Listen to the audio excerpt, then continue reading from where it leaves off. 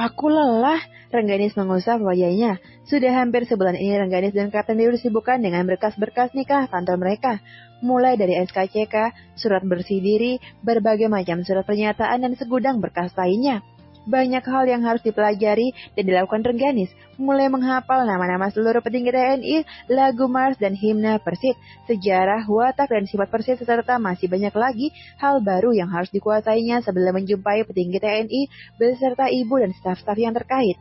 Menghadap ke sana kemari setiap harinya memang sudah sebagian dijalani. Mulai Danki, Danion, dan Rem, dan kini mereka sedang berkutat dengan berkas-berkas bersyarat menikah di tingkat Kodam. Sudah 3 hari ini, Rengganis harus bolak-balik Kodam demi dapat berjumpa orang nomor 1 di jajaran komando daerah militer ini. Tak mudah untuk dapat bertemu dengan Pangdam untuk mendapatkan izin dan restu pernikahan mereka.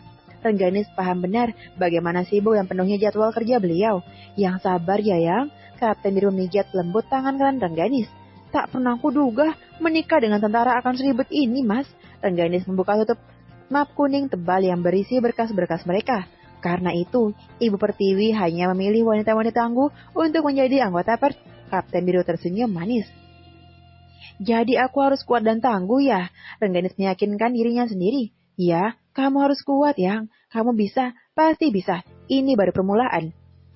Dokter cantik itu mengangguk dengan senyum lelah tetap tergambar di wajahnya. Kamu cantik, puji Kapten Biru.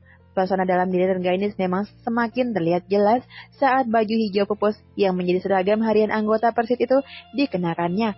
Dengan rambut dicopol rapi, sebatu wijas hitam sesuai aturan pusat serta sebuah tas hitam berlogo Persit di tangannya. Sederhana namun anggun mempesona. Dasar hijau pupus yang diberikan Kapten Biru padanya saat perjumpaan mereka di warung Mas Uday tempo hari. Dasar yang telah dibawa dalam tas ransel Kapten Biru kemana-mana itu akhirnya jatuh juga di tangan pemilik sahnya. Kapten Biru memenuhi janjinya untuk memberikannya hadiah dasar hijau pupus yang tidak bisa dibeli oleh sembarang orang. Dan silakan Bapak sudah bisa ditemui, ucap ajudan Pangdam menghentikan percakapan mereka. Oh ya, terima kasih. Kapten Biru berdiri dengan sigap. Ayo. Kapten tampan itu membantu Rengganis berdiri. Dengan semangat, 2 orang yang sedang dimabuk cinta itu masuk ke dalam ruang kerja Komandan Kodam. Lelah dan letih yang tadi terasa seakan menguap seketika, hilang tanpa bekas. 2 jam berlalu, banyak pertanyaan yang diajukan kepada mereka. Dengan lantang dan penuh percaya diri itu, Kapten Biru dan Rengganis berhasil menjawab semuanya dengan sangat baik. Segala wejangan dan nasihat yang diberikan pun dicerna dan diingat mereka baik-baik. Hore, selesai! Teriak Rengganis begitu keluar dari ruangan. Siapa bilang? Belum sayang. Kapten Biru tertawa riang melihat kelakuan kekanak-kanakan kekasihnya itu. Ya ampun! Rengganis kembali terduduk lemas di kursi tunggu tempatnya duduk tadi sebelum masuk ke ruang Pangdam. Kapten Biru hanya tertawa dan ikut duduk di sebelah Rengganis. Kemana lagi kita setelah ini? Masih berapa banyak lagi? Tanyanya putus asa. Kita kembali ke batalion, minta tanda tangan dan persetujuan Danion. Setelah itu beres. Yakin? Nggak bohong lagi nih. Rengganis memandang curiga pada Kapten Biru. Iya, benar sayang. Kapten Biru berdiri dan menarik tangan gadis pujaannya untuk bergegas kembali ke batalion. Baik ibu-ibu, karena sudah pukul 5, kita sudahi dulu kegiatan raum kita hari ini. Silakan kembali ke rumah masing-masing. Selamat berkumpul dengan keluarga di rumah ya ibu-ibu. Tutup Rengganis menyudahi kegiatan olahraga sore ini. Rengganis berjalan beriringan dengan ibu-ibu anggotanya yang lain menuju tempat tinggal mereka di asrama militer yang tak jauh dari lapangan olahraga. Seru ya Bu, main bola volinya sore ini. Bu Nirwan membuka perbincangan dengan istri Danki yang terkenal akan kecantikannya itu. Iya Bu, pada semangat semua ya. Saya jadi senang lihatnya, jawab Rengganis. Bu Biru jago ya main volinya. Ternyata bukan hanya cantik dan pintar tapi juga jago olahraga. Puji Bu Seno yang suaminya menjabat Bamin Kompi bantuan ini. Nasib sepertinya yang berpihak pada Rengganis dan Kapten Biru. Setelah pernikahan akbar mereka digelar meriah, tak lama dari itu rencana pembangunan Kompi bantuan di Kecamatan Renggina Suaka benar-benar terrealisasi. Ya, kecamatan di mana Desa Pringjaya berada. Dewi Fortuna mungkin sangat berpihak pada mereka kali ini. Surat perintah ditujukan langsung kepada Kapten Biru untuk menjabat sebagai komandan Kompi bantuan yang baru selesai dibangun. Tak ada penolakan, Kapten Biru langsung menyetujuinya. Kini Rengganis kembali ke Puskesdes, tempat di mana ia sangat dinanti-nantikan dan Kapten Biru dapat selalu mengendampinginya karena Kompi tempatnya bertugas tak begitu jauh dari PKM tersebut. Kapten Biru dan Rengganis pun telah mulai menjalankan usaha baru mereka di Desa Pringjaya tanpa harus meninggalkan tugas utama mereka. Sedikit demi sedikit, Desa Pringjaya menjadi salah satu desa unggulan di kabupaten. Wisatawan lokal dan luar sering menjadikan Desa Pringjaya menjadi tujuan utama perjalanan wisata mereka. Dengan kemampuan Rengganis mengelola tempat-tempat usaha itu, perekonomian warga sekitar pun menjadi terangkat. Bukan hanya resto ala pedesaan, Rengganis pun telah membuka sebuah resort yang mengusung nuansa alam dengan bangunan khas Jawa yang sangat diminati pengunjung.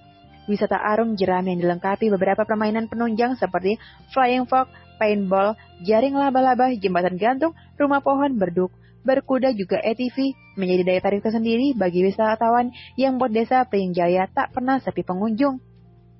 Bisa dibayangkan betapa sibuknya Rengganis dengan segala kegiatannya, namun dengan hati yang bahagia, semua dikerjakannya tanpa keluhan. Tugasnya sebagai ketua ranting dan seorang istri pun tetap dijalankannya dengan baik, terkhusus untuk semua pasiennya. Ia selalu memiliki waktu untuk mereka, kapanpun itu. Bu Biru, besok kita jadi besuk Bu Hayadi kan Bu? Pertanyaan Bu Sena membiarkan lamunan Rengganis. Oh iya, benar. Besok sore setelah pulang pengajian kita langsung ke rumah Bu Hayadi ya ibu-ibu. Umum Rengganis pada para anggotanya. Siap Bu, mereka menjawab serentak. Bahagia banget Bu Hayadi, sudah menunggu 10 tahun akhirnya dapat momongan juga. Bu Adis menimpali. Rengganis terdiam. Usia perkawinannya bulan depan tepat 2 tahun, tapi tanda-tanda kehamilan belum juga terlihat. Mas Biru pasti menantinya, meski ia tak pernah membicarakannya padaku. Mungkin ia pikir aku akan terluka jika kami membahasnya. Batin Rengganis, hati kecilnya tiba-tiba terasa sakit. Tunggu, ini tanggal berapa ya Bu? Tanyanya hanya ingin meyakinkan sesuatu. Tanggal 28 Bu, jawab Bu Seno. Wah, kalau begitu saya duluan ya, ada yang harus saya lakukan. Sampai ketemu besok ibu-ibu. Rengganis mempercepat langkahnya. Dokter cantik itu sudah tak sabar ingin bertemu suaminya di rumah. Assalamualaikum. Salam Rengganis sambil buru-buru membuka pintu yang tak terkunci. Langkahnya terhenti, penyusak dan segala peralatan kemiliteran Kapten Biru penuh berserakan di lantai. Ada apa ini? Tanya Rengganis curiga. Ada yang ingin aku sampaikan. Kapten Biru menarik pergelangan tangan Rengganis untuk mengikutinya duduk di softbed ruang tengah. Aku duluan, ucap Rengganis tak mau kalah. Wah, ada apa? Kapten Biru jadi penasaran. Sebentar, Rengganis berlari ke kamar dengan sedikit berjingkal menghindari barang-barang perlengkapan tentara milik suaminya yang berhamburan. Dengan cepat ia mengobrak-abrik isi tas medisnya dan masuk ke kamar mandi dengan menggenggam sesuatu di tangannya. Yang, kamu kenapa? Kamu sakit? Kapten Biru menggedor pintu kamar mandi berulang-ulang. Laki-laki tampan itu terlihat panik karena istrinya tak kunjung membuka pintu. Rengga, buka dong. Bilang sama aku, ada apa? Pintanya memelas. Tak lama pintu kamar mandi terbuka. Rengganis hanya menjulurkan satu tangannya memegang tespek bergaris 2. Kapten Biru tak sadar mendorong pintu kamar mandi dan mengangkat istrinya ke dalam gendongan tangan perkasanya. Begitu bahagianya yang mereka rasakan. Penantian panjang yang berbuah manis. Terima kasih telah menjadikanku seorang ayah, bisik Kapten Biru. Terima kasih telah menjadikanku ibu, balas Rengganis. Lalu apa yang ingin kamu beritahukan padaku? Rengganis duduk kembali di softbed berwarna merah itu. Mendadak wajah Kapten Biru menjadi murung. Yang, aku pamit. Aku harus berangkat ke Atambua. Satgas lagi, mata Rengganis berkaca-kaca. Kamu gak apa-apa kan? Suara Kapten Biru terdengar berat. Gak apa-apa, aku tahu itu sudah menjadi tugasmu. Hati-hati ya. Aku dan calon anak kita akan selalu menunggumu pulang dengan selamat. Kapten Biru tersenyum bangga, hatinya menjadi tenang. Tak salah ia memilih Rengganis menjadi pendampingnya, gadis manja yang kini berubah menjadi wanita yang perkasa, yang mampu menjalani semua tugas dan tanggung jawabnya, meski terkadang harus tanpa suami di sisinya. Jangan lupa like, subscribe, tekan loncengnya, dan terima kasih sudah menonton.